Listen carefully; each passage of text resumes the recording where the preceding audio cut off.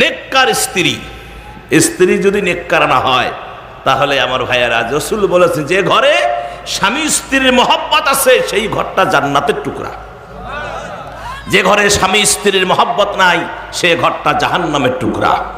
আপনি দেখেন বাইরে থেকে আসলে এসে যদি বলেন বল্টুর মা এক গ্লাস পানি দাও, আর বল্টুর মা যদি বলে টিবল সহে দেখো না, ঢঙ্গতে বাসে না, টিবল সহে দেখো না, কলিজে এমনি ঠান্ডা, পানি আরো লাগে কর। বউয়ের কথা শুনলে একে মন মেজাজ ঠান্ডা হয়ে গেল, কি সুন্দর টিবল চোখে দেখেন না কথা কর। আর যদি বল্টুর মা যদি 7-7 গ্লাস আকলায়া যদি পানিটুকু এনে দেয়, স্বামী খুশি না বেজার? হ্যাঁ, স্বামীর অন্তরটা খুশি হয়ে যায়। নবীজি দাউদ শরীফের ভিতরে বলেন, সাথে সাথে সাথে সাথে আমার আল্লাহ ওই স্ত্রীর আমল নামায় গোটা পৃথিবীর ভিতরে যত নর নারী আছে এদেরকে তৃষ্ণার সময় পানি পান করালে যে পরিমাণ সওয়াব, এই পরিমাণ সওয়াব আল্লাহ ওই মায়ের আমল নামায় লিখে দেয়। আরো জোরে কোন সুবহানাল্লাহ। সম্মানিত মুসলমান ভাইয়েরা, নেককার স্ত্রী, এজন্য নবীজি বলেছেন কোন স্ত্রী যদি স্বামীর সন্তুষ্টি নিয়ে মরতে পেরেছে, নবীজি বলেছেন ওই স্ত্রীর জন্য আল্লাহর জান্নাত ওয়াজিব হয়ে গেছে। কিন্তু এটা বর্তমান বাংলাদেশে বর্তমান এটা 95% 6 বা 7%, 97 এরকমই এ বাংলাদেশে নাই। এই 2, 3, 4, 5% থাকতে পারে। কথা বলেন ঠিক কিনা? স্বামীকে সন্তুষ্ট করা, তাও আবার মানে স্বার্থ ছাড়া সন্তুষ্ট করে না। কয় তোমাকে ভালোবাসতে পারি, তোমার খেদমত করতে পারি, ওই বড় পুকুরের সাথে যেখানে জমিয়েছে ওখান দেওয়া নিবে। কথা কেন কেন? হ্যাঁ, অথবা বাড়ি ভিটা এটা আমার লাখে লিখি দাও, তাহলে আমি তোমার খুব খেদমত করে দেব। স্বার্থ ছাড়া কেউ আগায় না। কথা বলেন। বিধায় আমার মুসলমান ভাইয়েরা, মানে ব্যাখ্যা করলে অনেক দূর চলে যায়। আমি আবার ফিরে আসছি 5 নম্বরে। তাহলে 4 নম্বরে নেককার স্ত্রী, আর 5 নম্বর, হ্যাঁ এটা হলো আরো জটিল কাজ। এই 5 নম্বর হলো নেককার সন্তান। সুবহানাল্লাহ। কোন আল্লাহ কোরআনে বলছেন, ইয়া আইয়ুহাল্লাযিনা আমানু লা তুলহিকুম আমওয়ালুকুম ওয়ালা আওলাদুকুম আন যিকরিল্লাহ। হে ঈমানদারেরা, তোমরা তোমাদের সন্তান, তোমাদের মাল, সয় সম্পত্তির মায়ায় পড়ে আমি আল্লাহকে ভুলে যেও না। আল্লাহ কত আফসোস করে বলে, আজকে আমরা সম্পদের মায়ায় বিভোর হয়ে গেছি, সন্তানের মায়ায় বিভোর হয়ে গেছি। সন্তানের জন্য কত মাজার গেলাম, বিয়ে হবার 3 বছরে হয় নাই, একে মাজার শেষ করছি। এবার বাচ্চার বলে খুবই দরকার, এ মাজার ও মাজার ও মাজার, ও পীর সাহেব ও দরবেশ সাহেব, ও তাবিজ, কমরত তাবিজ দেয়, ওঠে বাঁধে, বুকের মধ্যে বাঁধে, হাতত বাঁধে, গলা খালি তাবিজ দিয়ে ভাসাইছি। ডাক্তার একেবারে পিসি খাইছে ডাক্তার। কথা কর আমার ভাইয়েরা।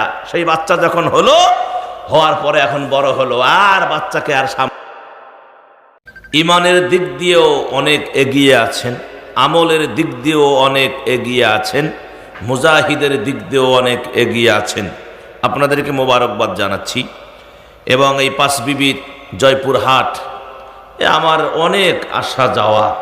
এই জয়পুরহাটে সর্বোচ্চ প্রোগ্রাম আমি জয়পুরহাটে করি। গোটা বাংলাদেশে সর্বোচ্চ যে প্রোগ্রাম আমি এই জয়পুরহাট জেলায় করে থাকি, আলহামদুলিল্লাহ। তারপরেও মানুষ আবার ডাকে, হুজুর আমাকে মহব্বত করে ডেকেছেন, তাতে কি ভাই আপনাদের কারো কোনো সমস্যা আছে? আমি যদি প্রত্যেকবারে এই জায়গায় আসি, কারো কোনো সমস্যা? আলহামদুলিল্লাহ। আমি তো কাউরে গালিও দেব না, কারো বিরুদ্ধে কোনো কথাও বলবো না। আমি কোরআন এবং হাদিসে যা আছে, আমি যে কোরআন শরীফ মেলায় রাখছি, যে আয়াতে কারিমা পড়ছি, আমি এখান থেকে এই আয়াতটা কোথায় নাজিল হয়েছে, কত নাম্বার কোরআনের আয়াত, কত নাম্বার পৃষ্ঠায় আছে, কত নাম্বার লাইনে আছে, সূরাতে রুকু কয়টা আছে, মোট কয়টা আয়াত আছে, এগুলো সুন্দর করে আপনাদের সামনে আমি উপস্থাপন করবার চেষ্টা করব। এতে যদি আমার ভাইয়েরা এই আয়াতের আলোচনা করতে গিয়ে যদি কারো গায়ে লাগে, তাহলে এটা করার কিচ্ছু নাই। কেননা আপনি কেন কোরআনের বাহিরে যাবেন? আল্লাহ আপনাকে দুনিয়ায় পাঠাইছে, আপনাকে ছাগল গরু, আমাকে গরু ছাগল উট দুম্বা ভেড়া বকরি গাছপালা কীট পতঙ্গ এটা সেটা আল্লাহ এগুলো না বানায়া আল্লাহ আমাদেরকে মানুষ বানাইছে। বলতেও ভালো লাগে, শুনতেও ভালো লাগে। তা মানুষ বানাইছেন, কেন বানাইছেন? কারণটা কি? কি জন্য বানালেন? একটাই মাত্র উদ্দেশ্য, সেটা কি? ইয়া আইয়ুহান নাস, হে মানুষ সকল। সূরা বাকারার 21 নম্বর আয়াত শুরুতেই। সূরা বাকারা কয় নম্বর আয়াত? কোরআনুল কারীমের প্রথম যে সূরাটি হলো ফাতিহা, পরের সূরার নাম কি? সূরা বাকারা। এই বাকারার প্রথমের দিকেই দেখবেন 21 নম্বর আয়াতটায় আল্লাহ পাক বললেন, হে মানুষ সকল, তোমাদেরকে সৃষ্টি করা হয়েছে, তৈরি করা হয়েছে আল্লাহর গোলামির জন্য, দাসত্বের জন্য, ইবাদতের জন্য। এখন আপনি এটা কি বোঝেন? ইবাদতটা আপনি কি বোঝেন? ইবাদতের ব্যাপৃত অর্থ, সামগ্রিক অর্থ, খোলা মেলা কথা যেটা, সেটি হলো এ টু জেড, আলিফ থেকে ইয়া, রান্নাঘর থেকে সংসদ ভবন পর্যন্ত আপনার যত কর্মনীতি আছে এগুলো যদি আপনি আল্লাহ পাকের আদেশ, রসুলের সুন্নাত মাফিক, কোরআন এবং হাদিস মাফিক যদি আপনি গড়তে পারেন, কাজ করে যেতে পারেন, আমল করতে পারেন, তাহলে এটাই হচ্ছে আমার ভাইয়েরা ইবাদত। জোরে কোন সুবহানাল্লাহ। এটাই কি? এটাই হচ্ছে ইবাদত। শুধু নামাজ, রোজা, হজ, যাকাত এগুলোই ইবাদত, তবে এগুলো ইবাদতের মধ্যে সীমাবদ্ধ নয়। তাহলে ইবাদতের সামগ্রিক অর্থ হলো আমরা যা করব কোরআন এবং সুন্নাহ মাফিক করলেই ইবাদত হয়ে যাবে। ঠিক আছে কথাটা? আমার ভাইজান, এখন আসেন, আল্লাহ সুবহানাহু ওয়া তাআলা আমাদেরকে এই মুহূর্তে দুনিয়ার সমস্ত ঝামেলা থেকে মুক্ত করায় নিয়ে বেহেশতের টুকরার ভিতরে, জান্নাতের বাগানের মধ্যে আমাদেরকে আসবার, বসবার, কিছু বলবার, শুনবার সর্বদিক দিয়া যে তৌফিক দান করলেন, এজন্য আল্লাহ পাকের দরবারে শুকরিয়া আদায় করি। সকলে বলি আলহামদুলিল্লাহ। আরো জোরে বলি আলহামদুলিল্লাহ। রব্বানা লাকাল হামদ হামদান কাসীরান তয়্যিবান মুবারাকান ফীহি। দরুদ আর সালাম নবীজির কদমে, হৃদয়ের সমস্ত আবেগ ভালোবাসা উজাড় করে দিয়ে সকলে বলছি সাল্লাল্লাহু আলাইহি ওয়াসাল্লাম। আরো জোরে বলি সাল্লাল্লাহু আলাইহি ওয়াসাল্লাম। সর্বপ্রথম যে হিসাব, সেটি হলো আপনাদের সাথে। আল্লাহ সুবহানাহু ওয়া তাআলার হাবিব বলেছেন, তোমরা 6টা জিনিস আল্লাহর কাছে চেয়ে নাও। কয়টা? 6টা। সে 6টা জিনিস কি কি? আল্লাহ রাব্বুল আলামিন নবী বললেন, ও আমার উম্মতেরা, 6টা জিনিস তোমরা আল্লাহর কাছে চেয়ে নাও। আমি নবী 3টা জিনিস চেয়ে নিয়েছি। কয়টা? 3টা। তোমরা 6টা জিনিস চেয়ে নাও। আগে নবী যে 3টা জিনিস চেয়ে নিয়েছেন, এইটা শুনবেন না, আমরা যেটা চাবো সেটা শুনবো? আগে নবীরটাই শুনি নাকি? হ্যাঁ, আলহামদুলিল্লাহ। নবীজি বলেছে, আল্লাহ তুমি আমারে গরিব বানাইও। সুবহানাল্লাহ করো। আল্লাহ 2 নাম্বার, তুমি আমারে গরিবই জিন্দিগি দিও। আল্লাহ 3 নাম্বার, তুমি আমাকে যে জান্নাতে গরিব থাকবে সেই জান্নাত দিও। সুবহানাল্লাহ, কি কথা! আপনি আপনার জীবদ্দশায় আজ পর্যন্ত একটা দিন কি কইছেন যে আল্লাহ তুই আমারে গরিব বানাও? কেটা কেটা করে হাত তোলেন। হ্যাঁ, একজনও বলেন নাই। আমি মৌলবিও বলিনি কোনোদিন যে আল্লাহ গরিব বানাও। কেউ আমরা কোনোদিন এই দোয়া করি না যে আল্লাহ তুই আমারে ফকির বানাও, গরিব বানাও, মিসকিন বানাও। সবাই দোয়া করি আল্লাহ কোটিপতি, আল্লাহ বড়লোক, আল্লাহ আমার জমি জমা হবে, আল্লাহ আমার ব্যাংক ব্যালেন্স হবে, মানুষ আমাকে সালাম দিবে, আমি প্রাইভেট কারে চড়ে বেড়াবো, আল্লাহ আমি প্লেনে যাওয়া আসা করবো, আল্লাহ আল্লাহ আল্লাহ আল্লাহ। কোনোদিন কেউ গরিব হওয়ার দোয়া কি করছেন কোনোদিন ভাই? হ্যাঁ, এই যে চাচা কথা কন না, কইছেন কোনদিন? করে নাই, দেখছেন এফাকে আছে। আমি বলছি কোনদিন না, কিন্তু কে বলছেন? আমার নবী বলেছেন। কার কাছে? আয় রব্বুল আলামিন, তুমি আমারে 3টা জিনিস দিও। এক নম্বরে তুমি আমারে গরিব বানায়ো, দুই নম্বরে তুমি আমারে গরিবী জিন্দিগি দিও। এই জন্য আমার প্রিয় নবী মাঝে মাঝে ক্ষুধার কারণে পেটে পাথর বাঁধতেন। হ্যাঁ, পরীক্ষার যুদ্ধেও, পরীক্ষা যখন খনন করতেছিলেন, ওই পরীক্ষার যুদ্ধটা মানে হাতাহাতি ছাড়াই, অস্ত্র ছাড়াই রসুল জয়লাভ করছেন। সুবহানাল্লাহ। পরীক্ষা, একজন মুরব্বী সাহাবী সহ পরামর্শ করে হুজুর পরে পরীক্ষা করা শুরু করলেন। এই পরীক্ষা খনন করার সময়, এই গর্ত খনন করার সময় আমার রসুল ক্ষুধার্ত ছিলেন, সাহাবারা ক্ষুধার্ত। এসে বললেন, ইয়া নবী আল্লাহ, আমরা আর চলে না, আমাদের শরীর চলে না, আমরা আর বাঁচতে পারছি না ইয়া নবী আল্লাহ, আমাদের পানীয় শেষ, খাদ্য শেষ, আমাদের কি হবে? আল্লাহ রসুল সাল্লাল্লাহু আলাইহি সাল্লাম তিনি তখন আস্তে করে কি কাপড় উঠালেন, পেটের কাপড় উঠালেন। সাহাবারা গনে গনে দেখলেন নবীজি 3টা পাথর কাপড় দিয়ে পেটে চাপা দিয়ে বেঁধে রেখেছেন। হুজুরের এই দৃশ্য দেখে সাহাবাদের ক্ষুধা মিটে গেছে। আমরা কয়দিন খাই নাই কোন? হ্যাঁ, কয়দিন খাই নাই? এটা বাস্তব সহি হাদিস বললাম। সম্মানিত মুসলমান ভাইয়ারা,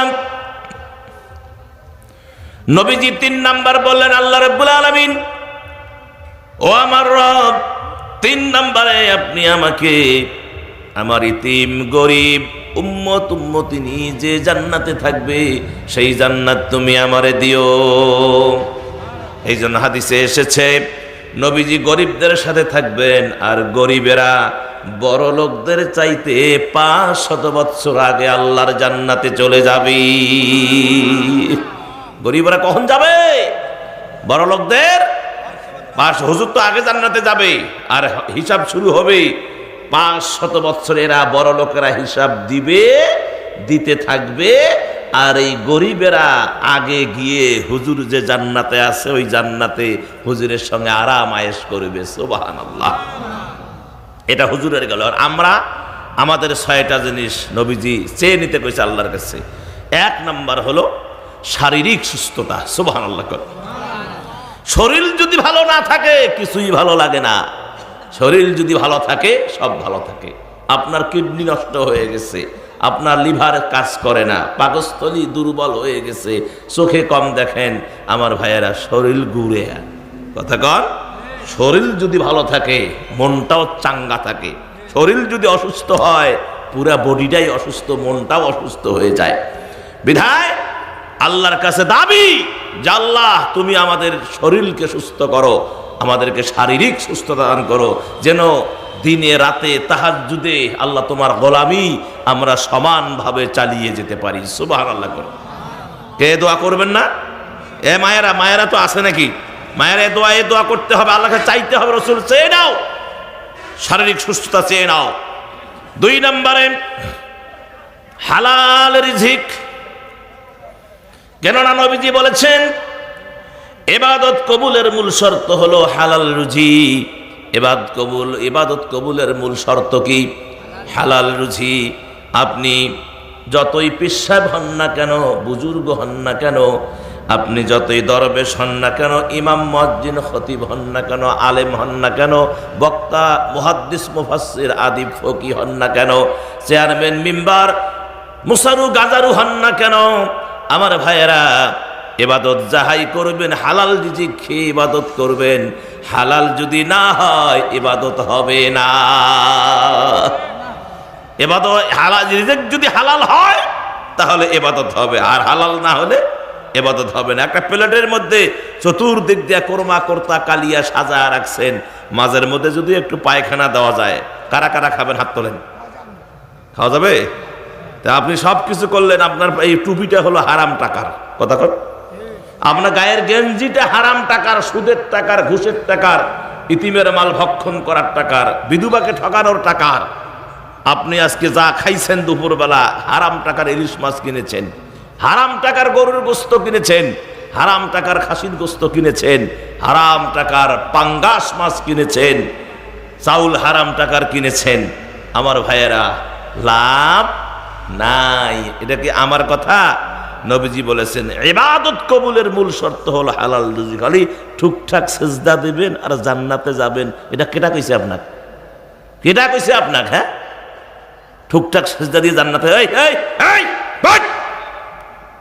লং শেষ কথা কারা, মানে মন চাইবে থাকবো, মন চাইবে উঠে চলে যাব। মাদ্রাসায় যে সমস্ত ছেলে পেলে আসো, দুই একজন দায়িত্ব থেকে সবগুলো চলে আসো, প্যান্ডেলে এসে বসে যাও। যারা পাকের কাজে আছেন, মূল দায়িত্বে যারা আছেন, তারা থেকে বাকি সবগুলো প্যান্ডেলে চলে আসেন। কোনো কথা বলবেন না ভাই সেখানে। যারা পাক করতেছেন, অনুরোধ লাগে, আপনাদের হাতে পায়ে ধরছি, কোনো সাউন্ড করবেন না। বাজারে যারা আছেন, রাস্তায় যারা ঘোরাঘুরি করছেন, আল্লাহর হস্তে প্যান্ডেলের ভিতরে চলে আসেন। আল্লাহু আকবার কর। ঠিকঠাক সেজদা দিবেন আর জান্নাতে। কেটা কইছে আপনার? কে বলছে? আপনি ইতিমের মাল যদি নষ্ট করে ভক্ষণ, ইতিমের সম্পদ যদি ভক্ষণ করে থাকেন, ইতিমের হক যদি নষ্ট করে থাকেন, যতক্ষণ পর্যন্ত ইতিমের হক আপনি পরিশোধ না করবেন, আপনার ইবাদত নষ্ট হবে, ইবাদত থাকবে। ইতিমের হক আদায় না করলে কিয়ামতের ময়দানে ওই ইতিমের হক নষ্ট করার কারণে ওই হক, ওই ইবাদত ইতিমের পাল্লায় আল্লাহ দিয়ে দিবেন, ওর আমলনামায় দিয়ে দিবেন। আপনার 10 বছর 10 বার হজ করছেন, কয়বার? 10 বার হজ করেছেন, কিন্তু আপনার প্রতিবেশীর 2 শতক জমি বেদখল করছেন। এই 2 শতক জমি বেদখল করার কারণে এই 10 বার হজের সওয়াব ওই প্রতিবেশীকে দিতে হবে। আপনি দেন না দেন, আল্লাহ ওটা কেটে নিবি। এভাবে দেখা যাবে আপনি পাহাড় সমতুল্য নেক কাজ করে গেছেন, যাওয়ার আগে একটা নেকও আর নাই। তারপরেও পাওনাদার বলবে যে আল্লাহ তুমি তো আজকে হকের হাকিম, আজকে কারো কোনো মাস্তানি চলবে না। কি চলবে নাকি? কোন দেওয়ানগিরি চলবে? মামাতো ভাই, খালাতো ভাই, শালাতো ভাই চলবে? এমপি, মন্ত্রী, আত্মীয় চলে? চলে না। আল্লাহ রাব্বুল আলামিন বলেন, উলামায়ে কেরাম যারা আছেন, হাফেজে কোরআন, একটু চিন্তা করে দেখেন তো মিল আছে কিনা। সূরা আনআম 57 নম্বর আয়াত। কয় নাম্বার? সূরার নাম কি? আনআম 57 নম্বর আয়াত। আল্লাহ পাক বললেন, ইনিল হুকমু ইল্লা লিল্লাহি ইয়াকুসুল হাক্কা ওয়া হুয়া খায়রুল ফাসিলিন।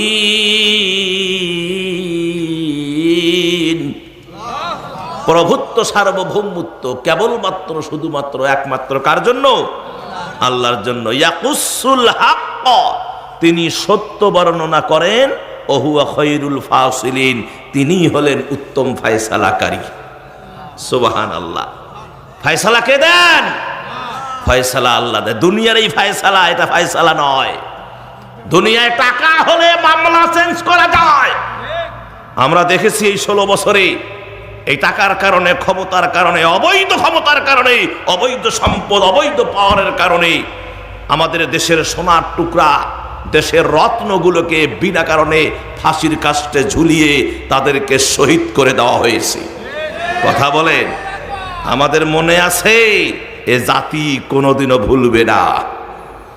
কারো বাবার যদি বিচার 50 বছর পরেও যদি এই বাংলাদেশে হয়ে থাকে, আজ হোক কাল হোক, এই সোনার টুকরো আলেম গুলাদেরকে যারা অন্যায় ভাবে ফাঁসির কাস্টে ঝুলিয়ে শহীদ করে দিয়েছে, এদেরও বিচার বাংলার জমিনে আজ হোক কাল হোক হবে। কথা বলেন। আমার কথায় যারা যারা একমত দুহাত তুলে দেখান। একজন তাকবীর তোলেন, বাকিরা জবাব দেন। এক জায়গায় কে তুলবে তাকবীর? হ্যাঁ হ্যাঁ,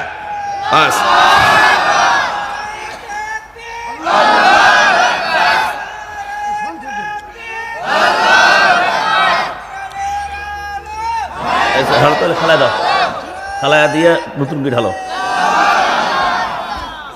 আমার ভাইয়েরা, এই একটা শোন করবা না। এমনি মাথা নষ্ট হয়ে আছে লোকসংগীতের যে অবস্থা দেখতেছি আমি আবারও বলছি, বাহিরে যারা আছেন সব চলে আসেন। এই সব বসে যান, বসেন সব। চাচা বসেন, এই সোনামণি ভাই বসেন, যুবকেরা চলে আসো। জাত কয়টা বাংলাদেশের? এই মানুষের কয়টা জাত বাবা? হ্যাঁ, 3টে জাত। একটা হলো পুরুষ আর একটা হলো নারী, মানে একটা হলো পুরুষ, একটা হলো মহিলা। যেটা পুরুষও নয় মহিলাও নয়, এটাকে হিজলা। খালি রেলগাড়ির চড়ি দেখেন কেমন মজা। এই এই 10 টাকা 10 টাকা 10 টাকা দিতে হবে না, কথা কেন? বারবার কাপড় তোলে, বারবার কাপড় তোলে, মান সম্মানে পরি যাওয়া লাগে। ধত টাকা যা পালাও, কথা কন না কেন? হ্যাঁ, এরা হলো হিজলা। আমার কথা হলো, হয় আপনি মাহফিলে থাকবেন অথবা বাড়িতে থাকবেন, কথা কন না কেন? মাঝতে যেগুলো ঘরে গেলে কি, কথা কয় না? আমি কি ফতোয়া দিয়েছেন, আপনারা দিচ্ছেন? জবাব কে দিলেন? আমার ভাইয়েরা, এখন আসবেন না আর খিচুড়ির সময় সুন্দর জায়গা নাই, মারামারি ফাটাফাটি, এটা শরম লাগবেন না? হ্যাঁ, শরম লাগে না? খিচুড়ির সময় তো ঠিকই লোকের হুড়ে হুড়ি বাজে। এখন আসবেন না কেন? আলোচনা শোনেন। ইয়া আইয়ুহাল্লাযীনা আমানু আবতাগু ইলাইহিল ওয়াসিলা, হে ঈমানদারেরা, তোমরা আল্লাহর নৈকট্য লাভের জন্য ওসিলা তালাশ করো। সুবহানাল্লাহ কয় না? এই মাহফিল হতে পারে কিয়ামতের ময়দানে আমাদের সকলের নাজাতের ওসিলা। বিধায় ইয়াকুসুল হাক্ক, আল্লাহ সত্য বর্ণনা করেন।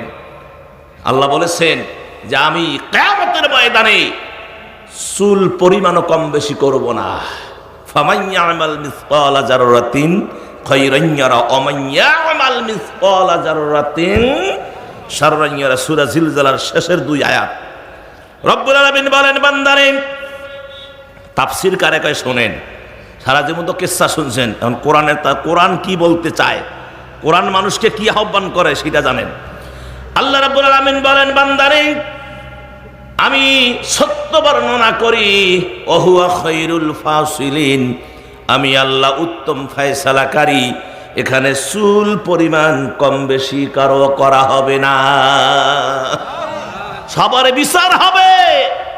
কোনো মানুষের ব্যক্তিত্বে নয়, বিচার হবে 100 তার আমলের উপরে। সুবহানাল্লাহ, তার অর্জনের উপরে বিচার হবে। যদি ব্যক্তি দিয়ে যদি বিচার হতো, তাহলে ফাতেমার মতো এত দামি মানুষ আছে নাকি? ওনার বাবা হলেন মুহাম্মদুর রাসূলুল্লাহ।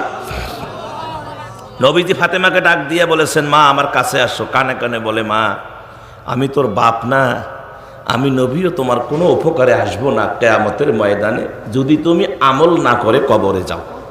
হ্যাঁ, ফাতেমার কানে কানে হুজুর বলছে, মা আমি তোর বাপ মুহাম্মদ সাল্লাল্লাহু আলাইহি সাল্লাম, তোমার কিয়ামতের ময়দানে কোনো উপকারে আসবো না যদি তুমি আমল না করে কবরে যাও।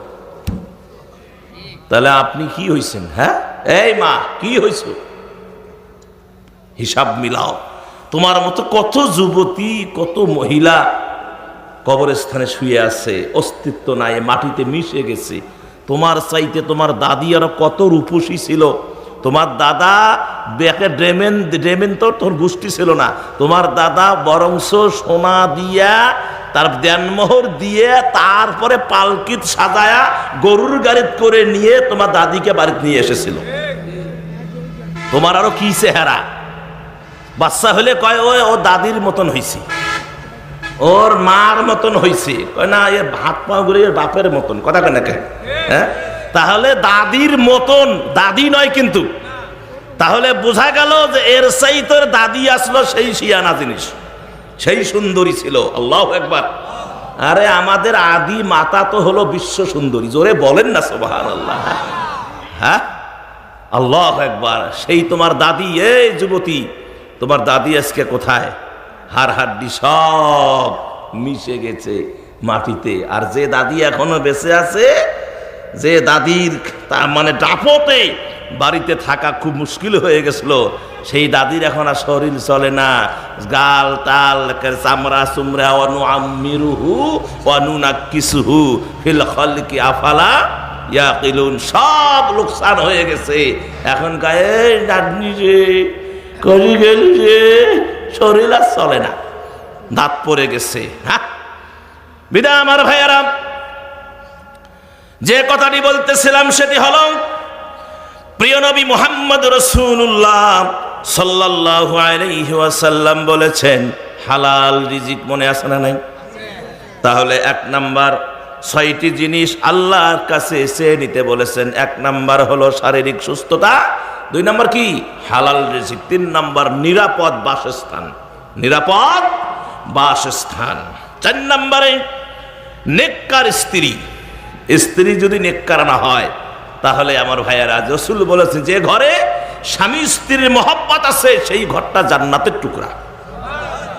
যে ঘরে স্বামী স্ত্রীর মহব্বত নাই সে ঘরটা জাহান্নামের টুকরা। আপনি দেখেন বাইরে থেকে আসলে এসে যদি বলেন বল্টুর মা 1 গ্লাস পানি দাও, আর বল্টুর মা যদি বলে টিবল চোখে দেখো না, ঢঙ্গতে বাসে না, টিবল চোখে দেখো না, কলিজে এমনি ঠান্ডা, পানি আরো লাগে কর। বউয়ের কথা শুনলে একে মন মেজাজ ঠান্ডা হয়ে গেল, কি সুন্দর টিবল চোখে দেখেন না, কথা কর। আর যদি বল্টুর মা যদি 7 গ্লাস আকলায়া যদি পানিটুকু এনে দেয়, স্বামী খুশি না বেজার? হ্যাঁ, স্বামীর অন্তরটা খুশি হয়ে যায়। নবীজি দাউদ শরীফের ভিতরে বলেন, সাথে সাথে সাথে সাথে আমার আল্লাহ ওই স্ত্রীর আমল নামায় গোটা পৃথিবীর ভিতরে যত নর নারী আছে এদেরকে তৃষ্ণার সময় পানি পান করালে যে পরিমাণ সওয়াব, এই পরিমাণ সওয়াব আল্লাহ ওই মায়ের আমল নামায় লিখে দেয়। আরো জোরে কোন সুবহানাল্লাহ। সম্মানিত মুসলমান ভাইয়েরা,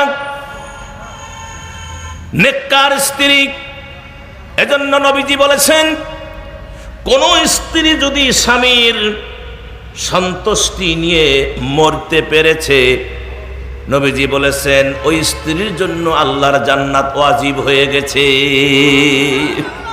কিন্তু এটা বর্তমান বাংলাদেশে বর্তমান এটা